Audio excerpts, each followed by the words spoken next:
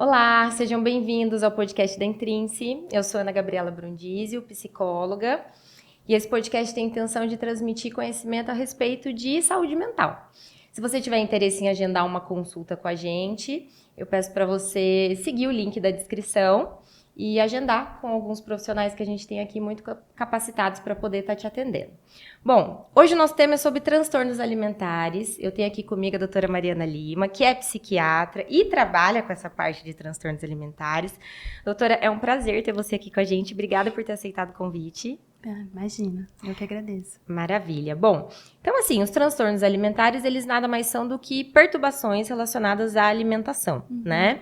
Então, não só na ingestão de alguns alimentos, como também, muitas vezes, na evitação total desses alimentos, né? Doutora, apesar da gente ter esse tema, é de praxe que normalmente o convidado, eu sempre pergunto um pouquinho sobre a sua trajetória profissional. Sim. Então, assim, esse é um podcast a respeito de psicologia, mas a gente está começando a atender profissionais de áreas que atuam junto com a gente. A psiquiatria é uma delas, né? As nossas áreas, elas são totalmente parceiras. E eu queria saber de você, assim, como que surgiu a escolha da medicina e, mais especificamente, da psiquiatria na sua vida? Me conta. Vamos lá. Assim, ó, da medicina, eu nem lembro, porque eu falava que eu ia... Sabe aquelas histórias assim? Quando eu era criança, eu ia pro pediatra, o pediatra falava, o que você vai ser quando crescer? Vai ser atleta, igual seu pai, meu pai é atleta. E aí eu falava, não, vou ser médica. E isso foi, assim, desde a minha puericultura, enfim, aí quando eu fui crescendo, escolhi a medicina mesmo, mas eu entrei na faculdade de medicina justamente pensando em ser pediatra. E fui ali querendo, de olho na pediatria, até o meu terceiro ou quarto ano, né? E porque eu tenho um familiar próximo, né, que tem uma condição, uma patologia mental, e no meu quarto ano ele entrou em crise. E eu estava passando no estágio da saúde mental, então foi um momento assim, foi oportuno, né? Coincidiu, não foi bom, mas coincidiu, e aí eu comecei a estudar mais psiquiatria, transtornos mentais, enfim, e aí eu gostei muito, e aí mudei ali, no quarto ano já mudei e segui. Legal, bacana, poxa. É uma área que, assim, tem tido muita procura, né? Tem aumentado muito a adesão a tratamentos de saúde mental, né? Você sente essa diferença bastante, assim, no seu dia a dia? Eu sinto, principalmente com as pessoas, assim, da geração... Eu não sei geração Y, Z, essas coisas eu já não sei, gente. Mas, assim, dos 30 anos, assim, eu vejo que tem um preconceito menor e uma aceitação maior de buscar ajuda, né? De entender sobre os transtornos mentais, principalmente agora depois da pandemia também, né? Então, sim, tem sido um movimento bacana, muito importante. É legal isso, né? Porque eu acho que, assim, a gente vem de um momento onde cuidar, né? Passar com um psicólogo, um psiquiatra era um absoluto tabu, né? E acho que você coloca muito bem que as gerações mais novas, né? Os adolescentes, eu atendo muitos adolescentes, eles já são muito mais abertos, né? Eles são. Eu falo que eu gosto de redes sociais em certa medida, e eu gosto do TikTok, que eu acho que é a rede social que os adolescentes mais se identificam, né? E quando bem usada, assim, às vezes eu dou uma procurada, uma pescada, e eu vejo que tem uns conteúdos muito importantes, assim. Eu já recebi umas 3, 4 adolescentes que se identificaram, assim, que identificaram a necessidade de buscar ajuda por causa do TikTok, das redes sociais. Legal, quando bem usada, ela é muito importante, né? Acho que é uma questão do controle, talvez, do tempo de utilização, né? Isso, exatamente. Eu, particularmente, gosto bastante também do TikTok. Eu acho que, assim, ele é um pouco mais rico em conteúdo, né? Sim. A gente percebe que o Instagram, ele tá ficando, acho que para gerações, assim, da nossa geração, né? Exatamente. Eu acho que para os mais novos, assim, eles nem têm direito, às vezes, o Instagram, né? O Instagram, ele acabou virando meio que uma rede social que tem muito aquela coisa da autoafirmação, né? Sim. Quanto o TikTok, as pessoas realmente, elas produzem conteúdo mais informativo, muitas vezes, né? Parece que sim, é isso que eu sinto também. Legal, bacana. E assim, Por que esse tema do transtorno alimentar? Porque, assim, quando a gente terminar aqui, né, eu vou pedir para a doutora Mariana ela passar as redes sociais dela, né? Ela é bem ativa nas redes sociais, especificamente com esse tema. Acho que é um tema que te atrai, é um tema que você gosta. Por que você escolheu esse tema para você, assim, se especializar? Então, vamos lá. Eu saí da faculdade, fiz faculdade lá na USP de Ribeirão. E aí, quando eu terminei, eu resolvi prestar residência em São Paulo, vim mais pra cá, né?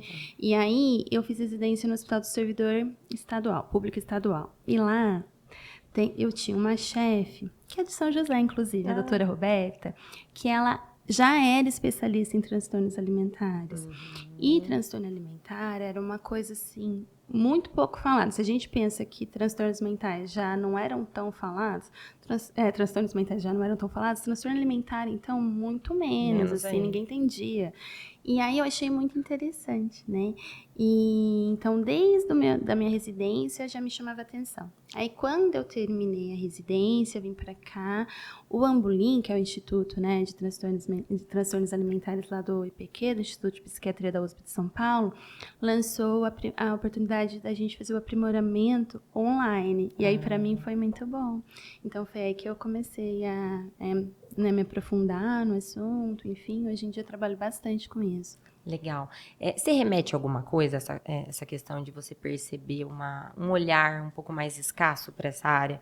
Eu não sei, assim, se é uma impressão que eu tenho, mas, de fato, os transtornos alimentares, eles acabam acometendo mais as mulheres, né? E muitas vezes, por causa dessa coisa da idealização, do padrão de corpo, muitas vezes pode ficar um pouco mascarado também, né? Sim, com certeza, sim. Hoje, os estudos mais recentes identificam um número maior de homens sendo diagnosticados. Então, antes falava numa proporção assim, nos principais transtornos, de 1 para 8, né? De um homem para 8 mulheres. Hoje a gente já fala de 1 para 3, 1 para 4. Mas porque realmente assim, é cultural, né? A maneira como nós somos atingidas pela imposição de padrões, de estereótipo, alimentação. E isso é engraçado que é transgeracional, né? Foi mudando. Antes era revista, televisão, rede social, né? Agora quase não se vê mais televisão, rede social e por aí vai. Sim, né? Não, é isso, né? Acaba que existem, sim, muitos homens que acabam, né, desencadeando também, acho que principalmente a anorexia, né? Anorexia. Mas a gente sabe que, querendo ou não, o público mais, assim, atingido Ainda acaba sendo o público feminino. Feminino. Bom, mas vamos lá, então. Acho que a gente pode falar um pouquinho a respeito dos transtornos. Vamos lá. Tem algum que você acha que a gente deveria começar? Assim, eu não sei se por uma lógica, eu pensei que a gente talvez pudesse pensar primeiro na questão da compulsão alimentar.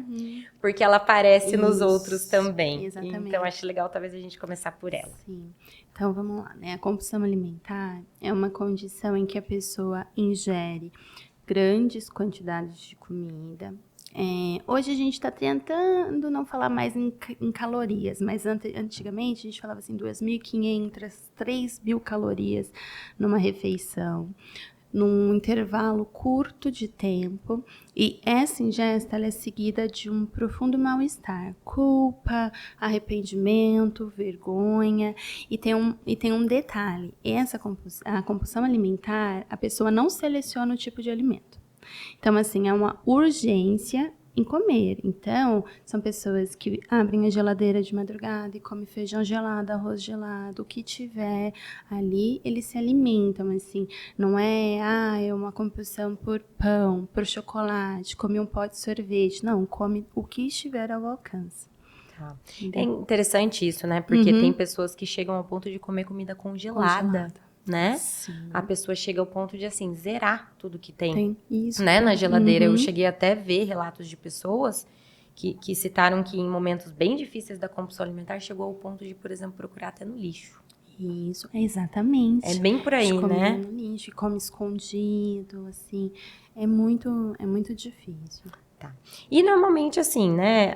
O compulsão alimentar, ele aparece em comorbidade com a anorexia e com a bulimia, né? Então, a anorexia, ela acaba sendo quase que um medo fóbico da obesidade. Exatamente. Né? E é exatamente isso. É uma fobia. E aí, na anorexia, a gente tem... Eu vou começar na bulimia. Tá. Então, a bulimia. Qual que é a diferença da bulimia para transtorno de compulsão alimentar? A pessoa tem esses episódios de compulsão, mas ela faz uma compensação. Ela purga, né? Então, ela tenta compensar essa ingesta de calorias de alguma maneira. Então, vômitos, que é o que, né, o mais comum, né? O que as pessoas pensam, assim, quando se fala em bulimia, pensam em mulheres que vomitam depois que comem. Não é bem assim, né? Então, vômito é considerado purgação, uso de laxantes, jejum, atividade física extenuante, tudo isso são considerados purgações que são compensações, né? E aí, na anorexia, então, assim, é exatamente isso, é uma fobia, é um medo irracional mesmo, um medo desproporcional com relação ao ganho de peso. E tem duas categorias, né? As que não apresentam esses episódios de compulsão de uma maneira tão expressiva, e há as que apresentam esses episódios de compulsão também, só que o que eu vejo mais comumente é que há uma seleção maior dos alimentos no país. Tá, entendi. Entendeu? Mesmo pelo que elas dispõem, assim, quando elas têm condições de selecionar os alimentos que tem em casa são diferentes. Então, assim, eu vejo pessoas assim, eu comi 2 quilos de abóbora, entendeu? Entendi, olha que interessante. Eu achei que você pudesse citar que fosse, meu chocolate favorito que eu não como há muito tempo. Não, é um alimento normalmente saudável. Porque é o que elas têm por perto, né? E aí, há anoréxicas que purgam e as que não purgam. E as que não purgam. Tá. Isso. Interessante, legal. E assim, a gente pensar, por exemplo, na identificação, por exemplo, desse padrão da anorexia. Então, por exemplo, um pai e uma mãe que tem uma filha adolescente, que tá ouvindo a gente aqui hoje e que assim, putz, será que a minha filha ela tá desenvolvendo uma anorexia nervosa ou não? Como identificar isso? Os sinais. Então, primeiro, né, são alguns, assim, a pessoa geralmente não senta à mesa. Interessante. Ou pula refeições, quando senta, põe ali o alimento, a comida no prato e demora muito tempo para comer. Quando come, né? Fica girando a comida ali, né? Embolando e deixa. É uma alteração importante no peso, né? Então, vai perdendo um peso, assim, sem a gente identificar uma causa, né? Comer e ir pro banheiro. Né, ficar muito tempo no banheiro, até quando vai se agravando, né, há repercussões que são clínicas, né, então há casos, é menos frequente, mas há casos, por exemplo, meninas que param de menstruar, meninas que têm um mal-estar importante, por exemplo, num clima desses como o de hoje, que está muito quente. Desmaia, passa mal. Porque está desidratada, porque não tem reserva de energia. E aí pode acontecer de identificar nesses episódios, sabe? Sim. Acho que daí acaba sendo, querendo ou não, casos mais extremos, né? Extremos, exatamente. Eu até estava vendo um negócio interessante que eu não desconhecia essa informação, que assim, a questão da menstruação, ela para por causa que assim, não tem a gordura corporal, naturalmente ela vai parando de menstruar, tem uma alteração significativa na libido também, né? Isso. E daí o fator interessante, o corpo ele começa a produzir pelo para manter a pessoa aquecida, exatamente, né? É uma penugem, assim, sim. É bem característico. Porque não tem como se regular, termorregular. Termorregular, né? Exatamente. Tem uma série, né, de sinais, a gente chama, né? Então, a penugem, pele ressecada, na bulimia, por exemplo, o desgaste dos dentes, agora não é tão comum, mas quando se provocava o vômito com as mãos, então acabava criando a articulação dos aqui dedos, nas articulações. Sim.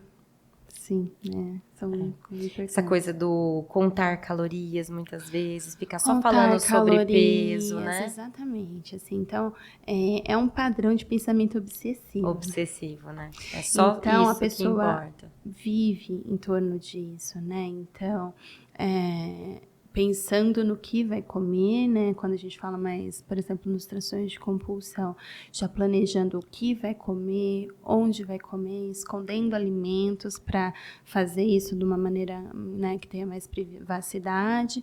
E já na questão da anorexia, assim, né? Pesa todas as calorias, todos os micronutrientes, né? Faz o cálculo ali, não come nada além, nada fora daquilo. E assim, normalmente adolescentes que desenvolvem anorexia, elas acabam meio que, é quase como que viram um comportamento de se desafiar a não comer, né? Então, assim, ela se sente um pouco fora da caixa, tipo assim, eu consigo ter um controle a respeito. Então, é até interessante porque o anoréxico, assim, dentro de uma psicoterapia, é muito difícil você mudar a cabeça dele, né? Dificílimo. Porque ele acha que não, tá tudo bem, eu tô conseguindo controlar, e isso até meio que empodera eles, né? É mais ou menos isso, né? Esse pensamento acaba não sendo desconfortável. Sim. E se torna excitante. Exatamente, excitante. Recentemente, na entrevista com uma paciente que tem, ela me disse isso, assim, para mim não é ruim, né? O transtorno faz parte de quem eu sou e viver assim na linha, sabe? Porque nós nós precisamos chegar num ponto da conversa em que são apresentados os riscos, né? Os riscos iminentes ali. E aí, me parece, né, que andar nessa linha pode ser excitante. Então, né, passar por uma internação clínica, será que então talvez eu esteja magra, chegando perto do magro o suficiente. Do magro o suficiente, sim. Entendeu? E é interessante. É muito difícil, é muito sofrido. Sim, e é interessante que a própria distorção que acontece, né, porque assim, à medida que a pessoa vai ficando mais malnutrida, menos sinapses adequadas o cérebro vai tendo, né? Atrofia. Isso, então é muito difícil, porque você não tem base para fazer qualquer tipo de intervenção psicoterapêutica. Sim. Não tem reserva, né? Então, sim, há estudos que mostram mesmo alterações, né, ali na imagem orgânicas. Né? E é muito difícil. Então, em muitos casos, né, a gente fala na anorexia grave, então precisa nutrir, né, renutrir para depois começar outras intervenções. E é muito difícil os pacientes terem um insight, assim, né, da necessidade, da crítica, né? É muito difícil. É desafiador, é bastante desafiador. É como se fosse uma autodestruição mesmo, né? É uma autodestruição. E até por isso que a gente vai entrar nesse ponto dessa coisa do fator emocional, né? Porque para tratar o transtorno alimentar, a gente tem que tratar outras questões junto, né? É até interessante porque assim, o transtorno alimentar ele nunca vem sozinho, né? Não vem. Ele não vem sozinho, ele tem as comorbidades, né? Normalmente tem ansiedade, depressão, né? Sim, exatamente. Até uma informação que é interessante em relação à bulimia, né? Eu vi que em casos extremos, a pessoa ela pode ter uma dilaceração do esôfago e do estômago, né? Isso se dá por causa do suco gástrico? Do suco gástrico. Sim. Do suco gástrico, né? Repetidas vezes, né? E a mesma coisa acontece com os dentes, né? Elas perdem os dentes. Perdem o esmalte dos dentes, né? Podem perder os dentes por causa do suco gástrico. E também pode ter, por exemplo, mau hálito. Tudo isso acaba sendo um sinal também, né? Para os pais identificarem. As aqui dilatadas também, pelo excesso de vômito. E o mau hálito. Então, assim, por exemplo, já vi relatos, eu me alimento, faço uma refeição por dia. Então, eu me alimento perto da hora em que eu vejo mais pessoas, para as pessoas não perceberem o meu hálito, entendeu? Perfeito. Sim. Porque eu tô até falando sobre isso, porque o ponto é que normalmente começa na adolescência, né? Até por isso falar dos sinais, porque o pico é na adolescência mesmo ali, né? 14, 15 anos, por uma série de... Acho que uma série de fatores mesmo, né? Culturais, que a gente já bem apontou aqui, né? E a fase, né? É muito desafiadora ali, a adolescência. Né? Acho que até pro próprio desenvolvimento neurológico, né? Exatamente. Então, o adolescente, ele é neurologicamente imaturo. Ele não tem, né, as áreas da razão totalmente formadas, né? O exatamente. córtex ainda tá ali, né, se desenvolvendo. Então, é muito influenciado pelos pares, né? Então, assim, eu abro um TikTok, eu vejo uma mulher muito magra e eu quero ser que nem ela, porque ela tem várias curtidas, é o caminho que eu tenho que seguir. Sim, isso é validada, né? O corpo dela, a imagem, né, corporal é validada. E isso é muito triste, né? Porque é irreal, né? É irreal. É irreal. Mas interessante, assim, eu acho que dentro da categoria dos transtornos alimentares, a gente estava até falando aqui, né? Sobre o transtorno alimentar restritivo evitativo, que ele é parecido com a anorexia, mas ele não carrega o elemento estético. É como se a pessoa ela não se alimentasse, mas talvez por um trauma ou algo do tipo. Por um trauma ou por outra patologia associada. Não tolera o aspecto, a textura, os fatores, assim, aparência do alimento. Então, também é como se fosse um medo, né, uma fobia, só que é de outra ordem. Não tem exatamente o que você falou, não tem um fator estético da imagem corporal. Porque pode ser que até a pessoa se reconheça e não goste do que ela vê, né? Então, eu não gostaria de estar tão magra, mas ao mesmo tempo eu não consigo comer. E o transtorno de ruminação, ele é a mesma coisa também, mas no sentido da bulimia? Não. Tá. É assim, ó, a ruminação da pessoa realmente voltar o alimento para a boca, ingere e volta de novo. E fica nesse ciclo. Interessante. E não tem esse intuito da purgação da bulimia, de perder o peso, não. É mesmo isso dos bovinos, né? De ficar voltando alimento de um estômago para o outro, isso mesmo. De um estômago para outro, entendi, tá certo. E para fechar, a gente também tem o pica, que é conhecido pelas pessoas que ingerem objetos, né? Objetos, tijolo, que mais? Gelo, sim, é bastante comum não, mas acontece na gestação. Eu ia falar isso, muita mulher, já ouvi tanta mulher falar, nossa, me deu uma vontade de comer tijolo. Isso, e a minha avó que falava, eu lembro da minha avó falando, na gestação a mulher fica com anemia, quer comer tijolo, quer comer terra, falta de ferro. Falta de ferro. Sim, e realmente há quadros de anemia que cursam com pica, né? Exatamente. Porque assim, a pica ela acaba sendo caracterizada assim, passou dos 2 anos de idade, né? Que a gente já estava falando, que as crianças faz oral que fica pondo tudo na boca. Exatamente. E a ingestão de objetos estranhos, assim, não são comuns, não são alimentos, na verdade. E pode gerar várias consequências para o trato gastrointestinal, né? Às vezes tem que até operar para poder estar tirando, né? Pode fazer obstrução intestinal, perfuração, é importante, é preocupante. Legal. Bom, e daí, assim, acho que é interessante a gente também falar do transtorno dismórfico corporal. Ele não é da categoria dos transtornos alimentares, né? Ele é da categoria, inclusive, do transtorno obsessivo-compulsivo, que é o TOC. Mas, assim, tem tudo a ver. Normalmente, ele sempre está associado aos transtornos alimentares, né? Como a bulimia e a anorexia. Isso, assim, a gente fala que os transtornos que estão associados à dismorfia corporal, então, é a anorexia, a bulimia e transtorno purgativo, que são pessoas que purgam, mas não necessariamente têm o intuito de emagrecimento. Eles, sério? Não, desculpa, falei a conta.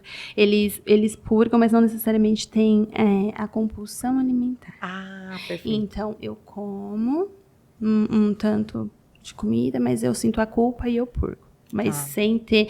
É porque são tantos... Assim, é importante os critérios, né? Então, o que determina bulimia, o que determina anorexia, enfim. Então, tem o peso, né? Que também determina e coloca a pessoa na anorexia ou na bulimia. E no transtorno purgativo, então, não tem o baixo peso, não tem necessariamente os episódios compulsivos, mas tem a purgação. Então, são esses 3 que a gente sabe que são associados com dismorfia corporal, que é, assim, né, é difícil também. Eu acho que o problema talvez, assim, até comece meio que por aí, né? Isso, exatamente, porque quando a gente fala da construção da nossa imagem corporal, aí a gente vem muito, que a gente estava falando dos adolescentes, né, então, tem a característica psicológica e da formação do nosso sistema nervoso, né? Como a gente se percebe ali na própria percepção.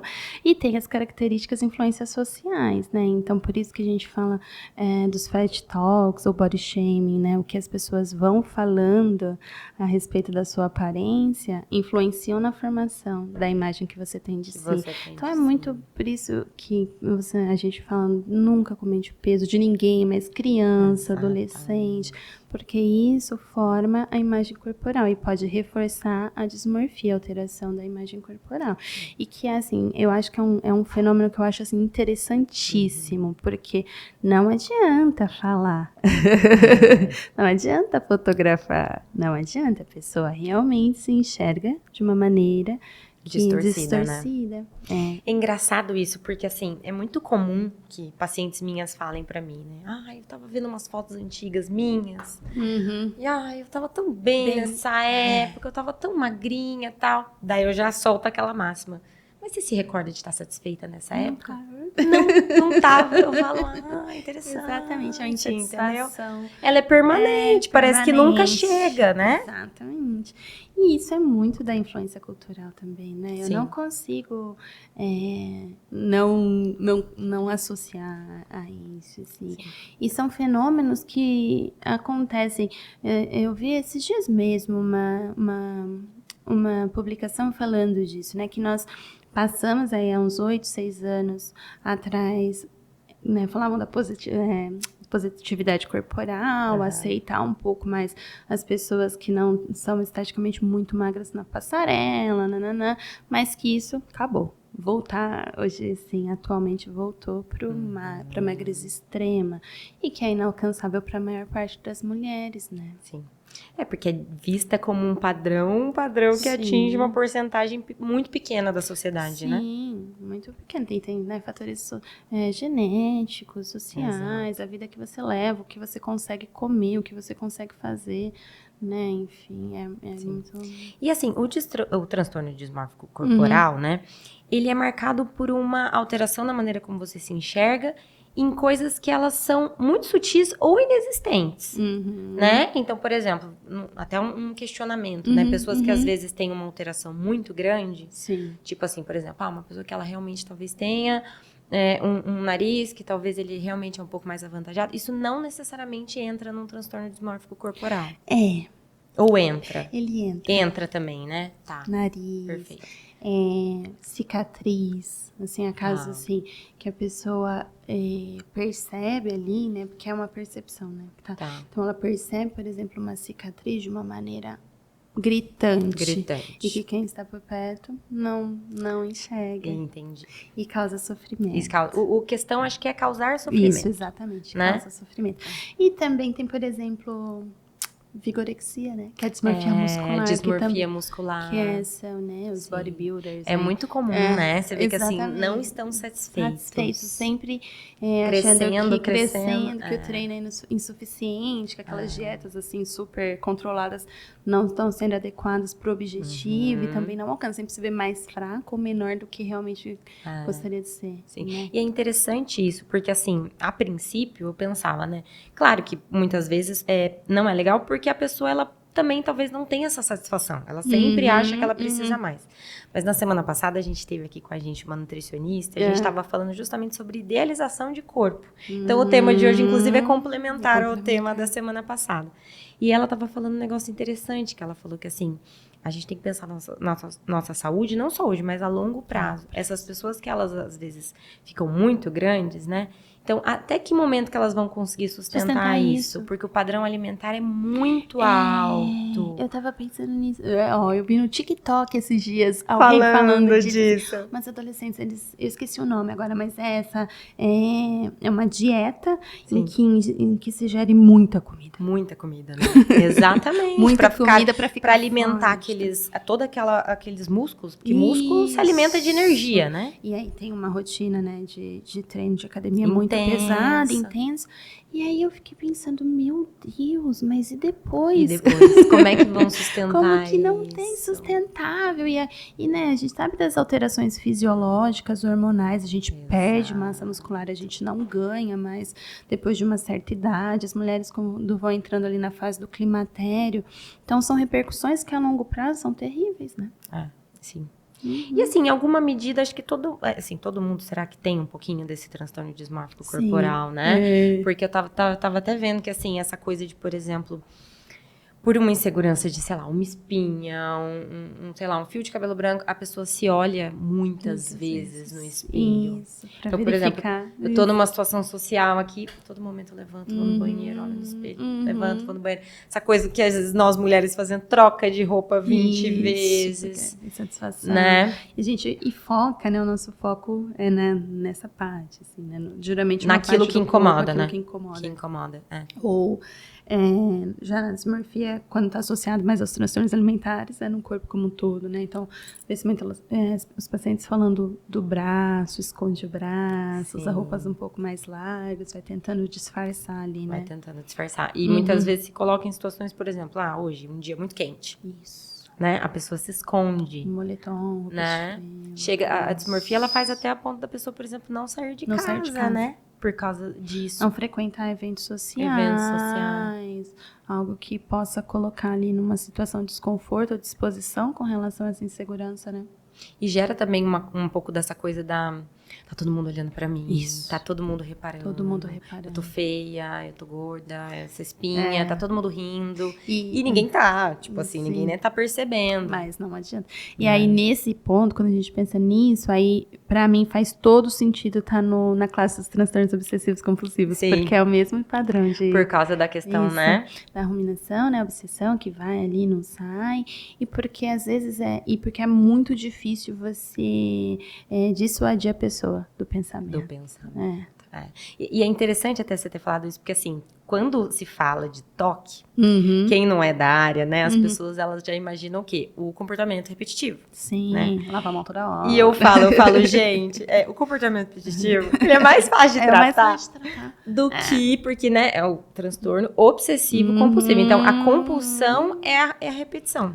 Mas o obsessivo são os pensamentos intrusivos. Aquele pensamentinho que bate, tipo assim, você não merece viver, você não presta. E é isso que a pessoa fica ali massacrando dentro dela. Sim. E às vezes entra num ritual para tentar diminuir aquele pensamento, né? Sim. E às vezes quando eu preciso explicar, é muito difícil explicar para familiares sobre transtornos alimentares, às vezes até para a própria pessoa, né? E, por exemplo, na anorexia, muitas vezes a gente reconhece o padrão do pensamento como é obsessiva também, né? Esse medo, né? É fóbico obsessivo. E aí, eu às vezes trago exemplos de toque, assim, exemplos absurdos, assim, que eu já vi, mas são anedóticos, assim, por exemplo, certa vez eu conheci uma pessoa que o padrão de pensamento obsessivo dela era: será que eu matei alguém? Coisa mais normal do mundo. Já ouvi muitas vezes. Será que eu matei alguém? E aí, teve uma vez que ela se atrasou para chegar num lugar que era a consulta médica, porque ela ficou 3 horas dando volta no mesmo quarteirão para verificar se ela realmente não tinha atropelado alguém. Olha só. E aí, faz sentido isso, gente? Não, mas a cada volta era, não, eu não atropelei, mas e se agora eu atropelei e não vi? E aí, assim, quando entra num looping, né? Quando a gente fala isso, aí você fala, meu Deus, que loucura. E aí a produção de pensamento com relação ao alimento, no transtorno alimentar, é muito parecida. É muito parecida. Então, e aí às vezes eu questiono, por que é mais fácil a gente aceitar um pensamento desse, né, do que com relação à comida? Exatamente. Não, mas muito interessante. Acho que é isso, né? E até acho que aproveitando que eu pude acompanhar, né, nas suas redes sociais, que você trabalha com a TCC, com a terapia cognitivo-comportamental, né? Isso. Como que foi isso? Como que ela é aplicada no sentido da psiquiatria? Tá. Eu comecei porque eu trabalhava no SUS. E aí, eu via muitas vezes, assim, nos meus atendimentos no SUS, que acabam tendo que ser mais rápidos, às vezes a equipe desfalcada, um número grande de pacientes, eu via a necessidade de fazer intervenções com os pacientes e eu não tinha qualificação nem técnica para isso. E aí foi quando eu resolvi fazer a pós-graduação em terapia cognitivo-comportamental para conseguir ajudar esses pacientes ali no SUS, né? E aí, junto com essa pós-graduação, quando eu estava terminando essa pós-graduação, foi quando eu comecei o aprimoramento em transtornos alimentares. E aí casou. Tá. Porque, né, a gente sabe que a maior parte das intervenções que tem evidência são, né, ou da TCC, ou da dialética comportamental. E, é muito bacana, assim. Sim. Eu hoje não tenho muitos pacientes em terapia, porque eu não consigo organizar minha agenda para isso, assim, ainda não consegui dividir a agenda para atendimento médico, atendimento psicoterápico, não consigo. Mas em alguns momentos eu consigo fazer intervenções breves e também consigo encaminhar, às vezes, né, para um profissional que seja qualificado. Entendeu? Mas muito legal mesmo, porque eu acho que nesse sentido do transtorno obsessivo-compulsivo, das fobias, muitas técnicas da psicologia, né, comportamental, cognitivo-comportamental, elas se encaixam bastante. Isso, Então, registro do pensamento disfuncional, exatamente. né? Vários, assim, né? Questionamento socrático, né? A exposição de sensibilização também, né? E às vezes, mesmo que não tenha essa aplicabilidade ali da terapia, que é toda semana, às vezes uma técnica às vezes é apresentada e ajuda, né? Isso, exatamente. Até mesmo porque nós pedimos, às vezes, o recordatório alimentar. E assim, é muita tensão, né? É muito angustiante. É difícil, principalmente no começo, a pessoa conseguir trazer um recordatório alimentar, assim, porque é angustiante fazer, né? E aí, nesse aspecto, assim, nesse momento, é legal, porque a gente vai caminhando devagarinho, como na TCC. Sim. Que legal, que bacana. E daí, assim, acho que quando a gente fala de transtorno alimentar, até por isso se enquadrar mais perto ali da adolescência, né?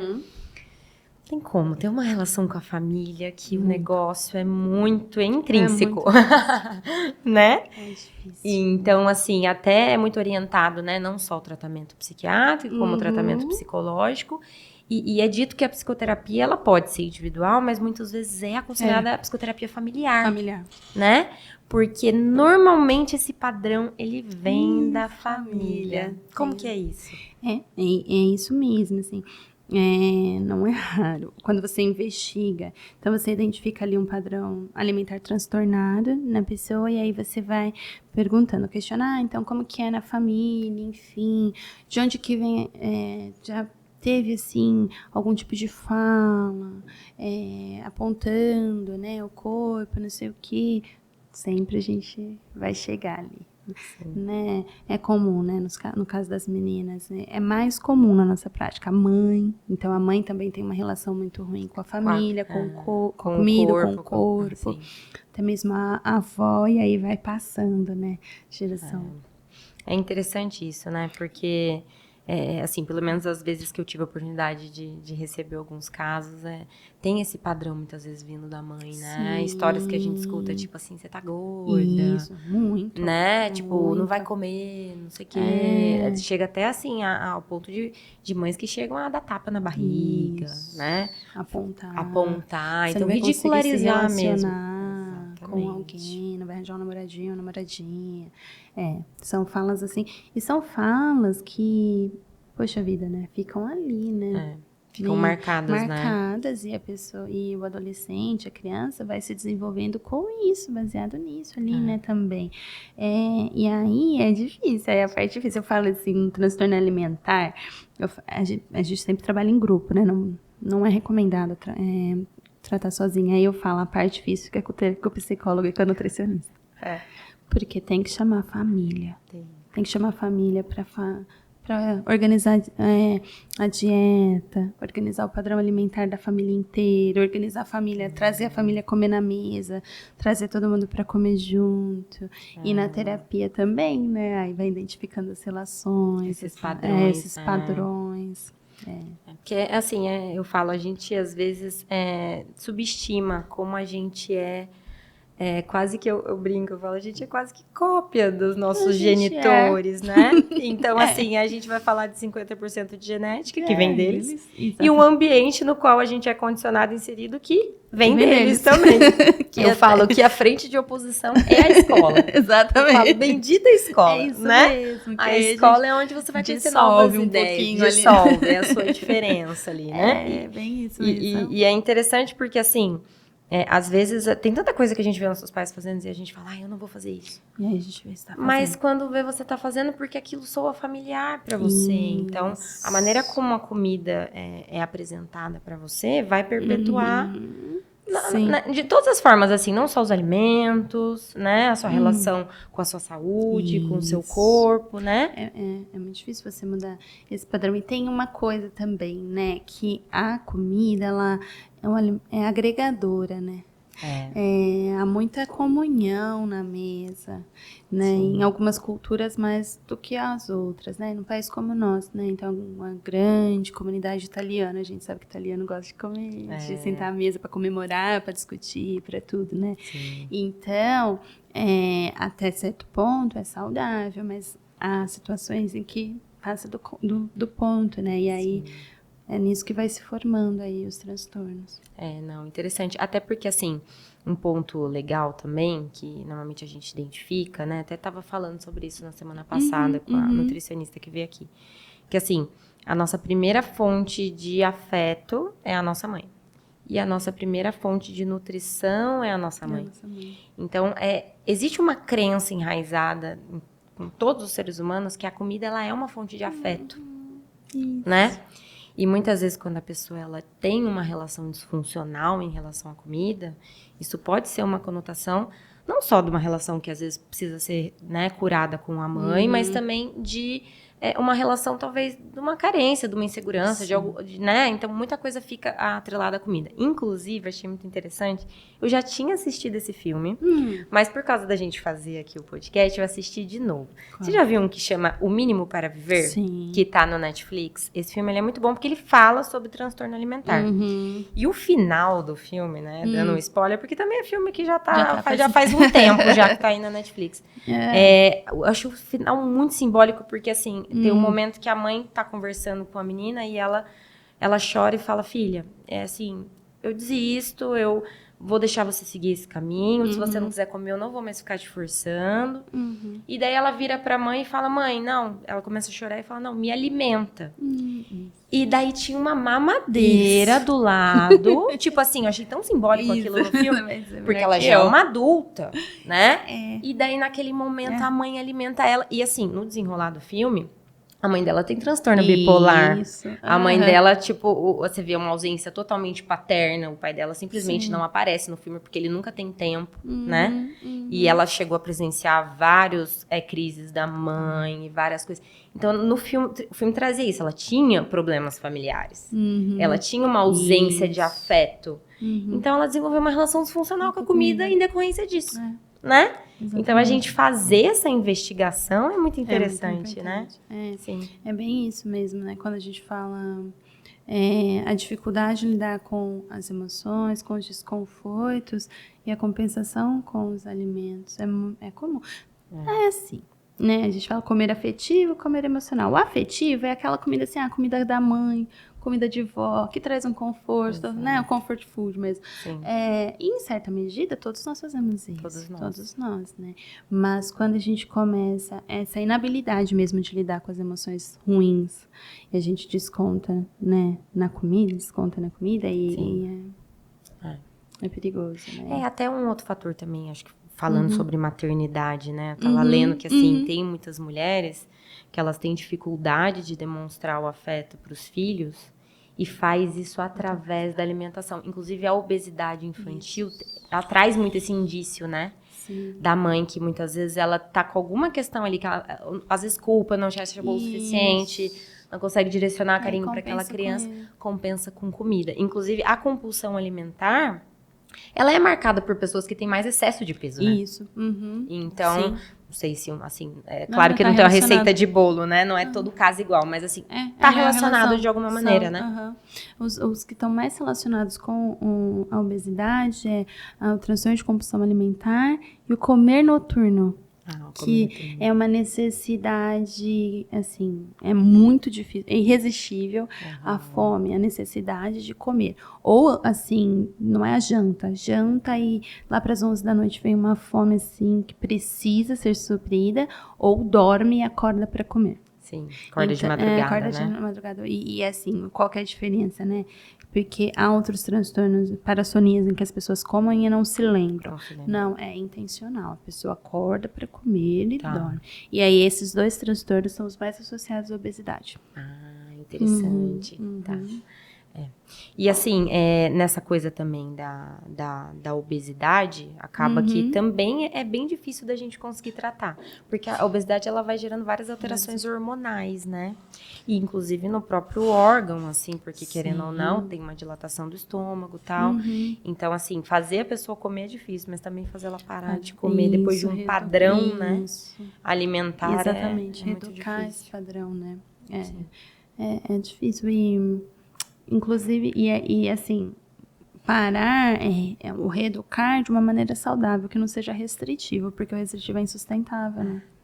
Até interessante, doutora, eu acho que seria interessante a gente falar sobre a diferença do comer transtornado, né? Que isso é bem interessante, porque assim, ficou muito famosa aquela coisa do restrição gera compulsão. Só que assim, a compulsão, ela é diferente do comer transtornado, porque o comer transtornado pode ser que, né, você, a gente tem algum episódio ao longo da vida e não necessariamente se caracteriza numa compulsão, né? Isso. Então, quando a gente fala no comer transtornado, é justamente uma relação disfuncional com a alimentação, que causa certo sofrimento, assim, mas que não necessariamente caracteriza, por exemplo, um episódio de compulsão alimentar. Tá. Sim. Porque para entrar dentro do padrão tem que acontecer com uma determinada frequência, num determinado período X de tempo. Tem os critérios, assim, né? Então, a gente tem uma série, né, de alterações que são comer transtornado, por exemplo, eu vou lembrar o nome, é alguma coisa assim, que é só comer comida saudável. Sei. Pessoas que não comem, que assim, só comem orgânico, que só comem, assim, tem uma dificuldade muito grande de comer fora de casa, porque come grão e tudo. E não necessariamente tem critérios para preencher, por exemplo, uma anorexia, não tem uma alteração no peso, mas tem essa dificuldade enorme em fugir da comida saudável. Sim. Isso é um comer transtornado. Porque... Olha que interessante. Porque não quer dizer que está excedendo, mas tem uma relação disfuncional com a comida. E daí, deixa de participar, tipo assim, aconteceu um imprevisto. Tipo, um aniversário especial, não vai, porque daí eu não vou comer o que tem lá, não vou passar vontade. Isso, acaba... Isso é um comer transtornado também, e que culturalmente, assim, quando eu falo culturalmente, assim, nas redes sociais, né? Muitas vezes é vendido isso, né? Não coma açúcar, não demonizando ali, né? Vários tipos de alimento. Pessoas que vendem como se fosse algo positivo, mas não, é um comer transtornado, é uma relação ruim com a comida. É uma relação ruim com a comida. E é legal até, né, essa coisa da nutrição comportamental, porque ela tenta reestabelecer essa coisa com a comida, tipo, tranquila, tipo, tudo bem você ter um chocolate no seu armário, você é maior do que ele, né? Você tem equilíbrio, você tem que ter esse autocontrole, né? Se conseguir escolher, né, assim, conscientemente, enfim. E assim, as pessoas que também têm uma tendência a desenvolver uma compulsão alimentar, elas acabam ficando também propensas a desenvolver outros tipos de vício também, né? A ter uma relação ruim com o álcool, com drogas, por causa da impulsividade, né? Exatamente, isso acontece. E é isso que é muito preocupante também quando uma pessoa com transtorno de compulsão alimentar faz, por exemplo, uma cirurgia bariátrica. Porque essa impulsividade, se não tiver tratado, se esse transtorno de compulsão alimentar não tiver muito bem tratado, identificado, essa impulsividade vai se deslocar para alguma coisa. E não é incomum, é comum. Exatamente. É bem isso mesmo, tanto que normalmente os nutricionistas, os gastros, eles meio que proíbem, né? Ó, você tem que ficar 6 meses sem beber, né? Sem fumar, sem tal coisa, porque normalmente se desloca, né? Se desloca para um outro elemento. Sim. É interessante, porque assim, normalmente a gente fala, né? São prazeres sensoriais, né? Exatamente. Tipo aquilo que te tira momentaneamente da esfera do seu problema, daquilo que tá te incomodando, né? Coisas que o autoconhecimento pode fazer pela gente, né? Eu tô com um incômodo, tipo, não vou tentar, tipo, né? É aquela coisa da gente caçar sintoma e ir atrás da causa, né? Então, eu tô com desconforto, eu vou lá, bebo um álcool que vai me alterar um pouquinho. E aí né? Eu saio da realidade, ou às vezes eu vou comprar, eu vou praticar sexo em excesso, tudo que me tira da realidade, né? Exatamente. Em vez de enfrentar o meu problema. Inclusive remédios, né? Também, com certeza. Com certeza. E essa questão dos remédios, assim, pra emagrecer, doutora, o que você acha? Então, é a mesma relação com a cirurgia bariátrica mal indicada. Tá. O remédio para emagrecer, assim, eu tenho um conflito com as amigas endócrinas. Quando elas falam, eu falo, sou a maior inimiga da sibutramina. Porque... 2. Odeio. Elas falam, é muito bom. Eu falo, não acho. Também não sempre acho. chegam na psiquiatra. A crise de ansiedade rola solta. Sim, além das repercussões durante o uso, se a pessoa não faz isso, né, alteração comportamental, não muda a relação com a comida... Exato. É isso. É muito comum o efeito rebote, né? A pessoa tem efeito sanfona, né? Querendo ou não. Faz efeito sanfona. É insustentável. Aí eles falam, eu vi esses dias uma amiga falando, se você tiver uma perda de peso e conseguir sustentar essa perda de peso por um período de 2 anos, diminui muito a chance de reganho. Beleza, mas se você não desenvolve uma relação legal com a comida, como que você sustenta 2 anos? Essa perda de peso não sustenta, aí tem o reganho, né? Sim. E também porque faz uso aí do anorexígeno e faz restrição alimentar, né? Aí não come nada. Enfim, a gente sabe, né? Restrição gera compulsão e gera mesmo, assim. Tem evidências que ela meio que marca ali marca no DNA, assim, epigenético, né? Então, marca ali esse momento de privação, né? Tô passando fome, é uma coisa meio primitiva, né? Sim. Tô passando fome. E aí o seu corpo vai ter aquela marca. Quando você voltar a comer, vai falar, come, porque a gente pode passar por isso de novo. Pode morrer. Na próxima vez a gente tem uma reservinha. A gente tem uma reserva, sim. É por isso. Então, sim. Precisa ser muito bem feito, né? Assim, é difícil, né? E porque também a gente quer a coisa rápida, né? A gente quer a coisa um pouco mais fácil. Não é legal. O processo, ele é longo. E a gente quer tudo pra ontem, né? É até interessante isso, porque assim, até a relação que muitas vezes a gente estabelece com as nossas metas, né? Então, assim, eu trabalho isso bastante com os pacientes, assim, de vamos traçar metas reais.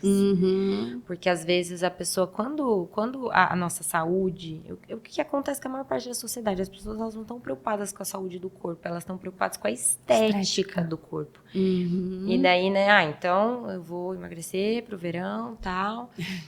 Né? Então, aquela coisa vou fazer todos os dias da semana atividade física, e daí você não cumpre, você já se frustra, você já volta lá pra baixo, então já vou comer, já ferrou tudo, né? Sendo que, assim, a atividade física é vida, né? Tem que ser contínuo, tem que ser, né? Assim, se você quiser ter uma longevidade, uma terceira idade saudável, né? Você precisa se exercitar, né? Tem que ser prazeroso, assim, gratificante, não é pra ser uma punição, né? Porque é muito isso, o tá pago, né? As nutri-comportamental pegam muito mal com o tá pago da academia, porque não é um pagamento. Exatamente, né? Essa mentalidade de se referir àquilo como algo negativo, né? Negativo, não Sim. E acho que até assim, pensando, por exemplo, nessa questão da neuroplasticidade, né? Eu acho que você alterar um hábito dentro, né, do seu sistema, ele leva tempo, exatamente. Né? Então, assim, as pessoas, elas querem, tipo, ser muito boas numa coisa em um curto espaço de tempo. Né? Então, assim, é legal você se permitir passar pelo processo. Eu sei que não é fácil. É desconfortável. É desconfortável, contanto que eu falo, né? Eu digo assim, putz, quem tem filho pequeno, né? Eu falo, gente, constrói memórias afetivas com atividade física, por favor, é muito importante. porque fica fácil para eles depois. É nítido isso. Eu tenho pacientes que, assim, eles relatam que eles, a vida inteira, os pais, ele assistiam os pais se exercitando e a vida inteira natação, futebol e tal. Daí, assim, além de ter uma memória muscular, eles, com muita facilidade, eles reproduzem aquilo na semana deles. Enquanto quem é sedentário... É, assim, é uma luta, né? Sim, e às vezes leva anos pra criar o hábito, se esforçar muito, né? É isso mesmo. Eu vejo isso em casa, né? Porque com a pandemia, a gente começou a treinar em casa, fazer exercícios em casa. E os meus 2 filhos, eles hoje, assim... Eles vêm ali ao lugar onde a gente treina, eles chegam e começam a simular, assim, e eles gostam muito, né, principalmente mais velho, ele gosta muito de fazer a luta, a natação, isso você tem toda a razão. Legal.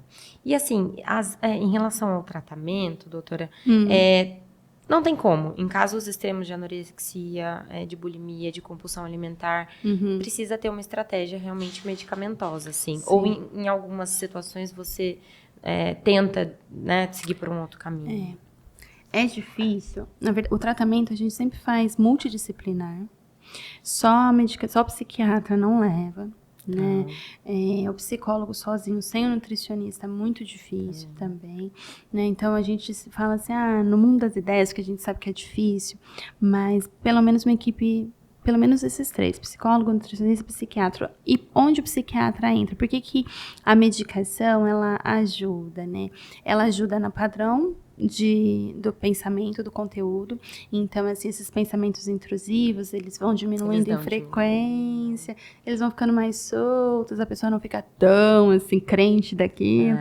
Então, ajuda nisso.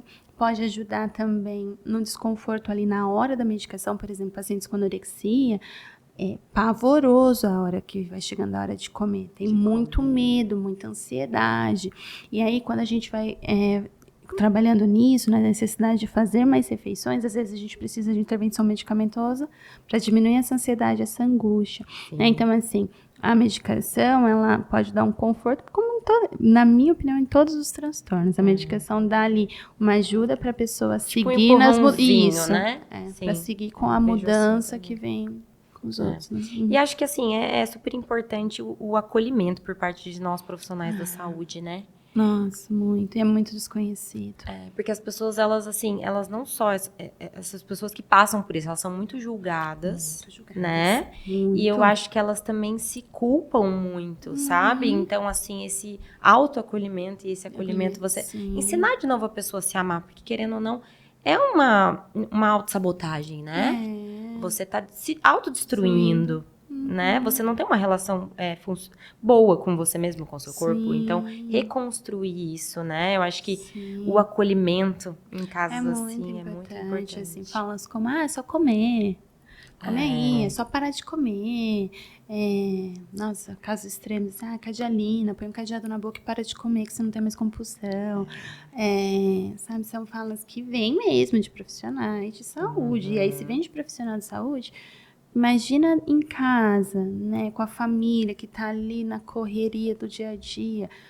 Essas falas também são, né, reproduzidas, é muito difícil. Com certeza. E daí acho que vai no sentido também dessa coisa do culto à magreza, né?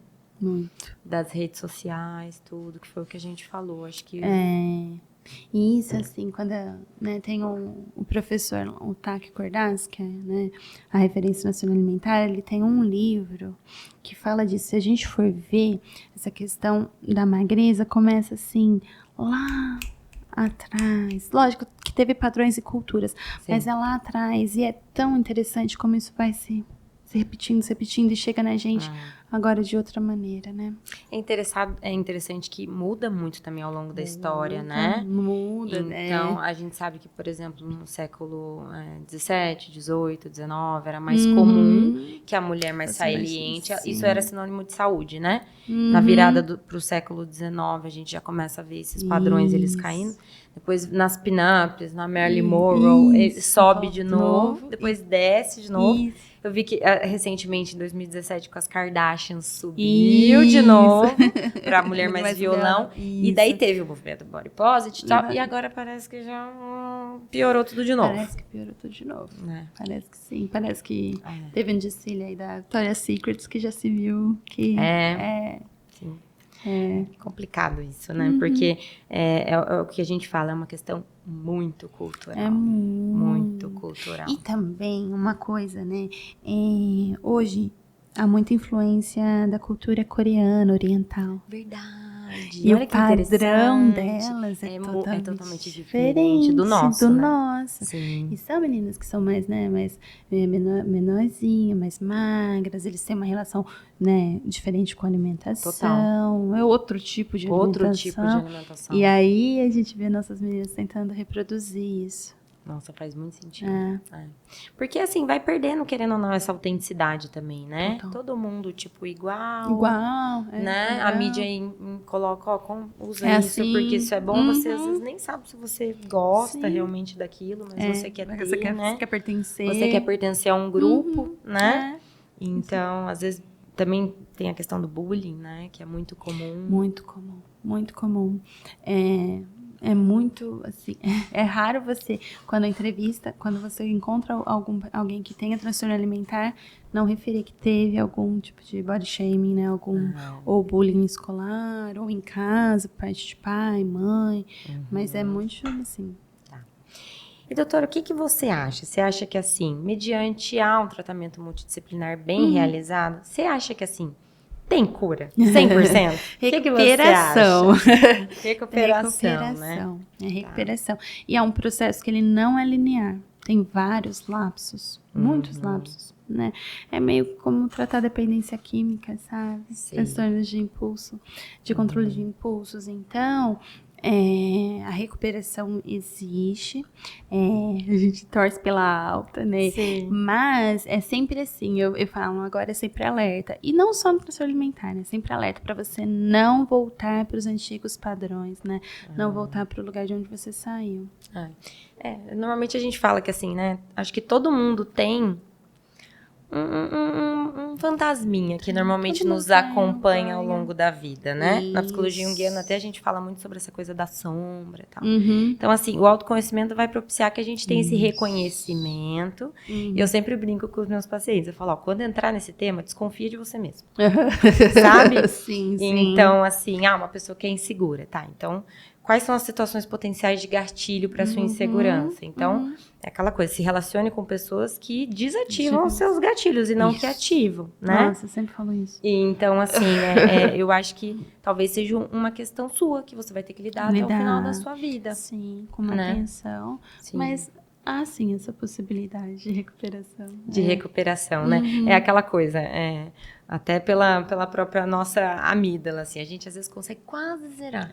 Às vezes acontece alguma coisinha, o red flag aparece, perigo. Exatamente. E às vezes a pessoa volta umas casinhas, mas depois ela, quem tá no autoconhecimento, opa, vamos lá, retoma, né? E eu acho que assim, a vida é sobre isso, né, gente? Acho que não é perfeito pra ninguém. Às vezes se cria aquela expectativa da perfeição, né? Que não existe. A gente na terapia, a gente escuta muitos pacientes assim, mas toda hora acontece alguma coisa. Eu falo, gente, isso se chama vida.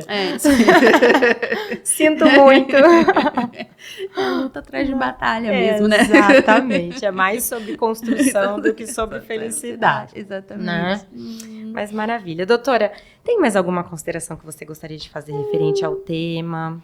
Eu acho que falamos acho que a gente falou sobre assim, tudo, né? Eu penso, talvez, para observar quem está ao nosso redor, né? Principalmente pais, assim, esses sinais que a gente falou é importante, porque a grande parte das pessoas que chegam para o tratamento, elas chegam trazidas por alguém. Já avançadas também, Isso, né? avançadas e trazidas por um familiar.